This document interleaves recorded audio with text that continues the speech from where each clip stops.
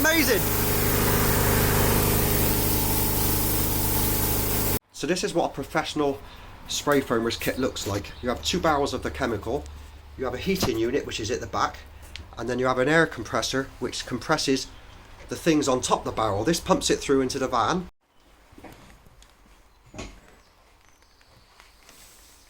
So this is what a van looks like once it's insulated for spray foaming.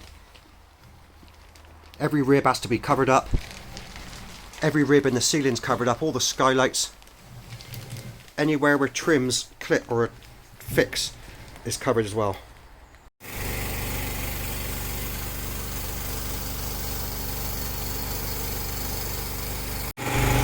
So apparently I can't go in there, the spray foam goes everywhere.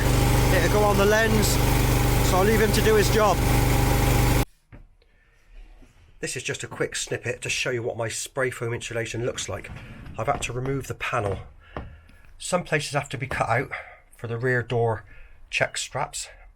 Other places have to be cut out to enable the panel to go back on.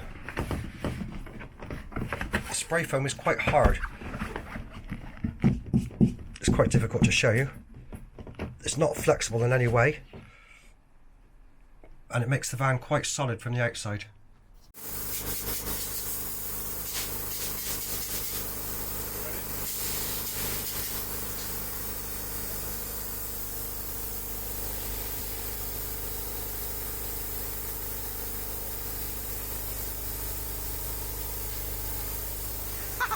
That's amazing!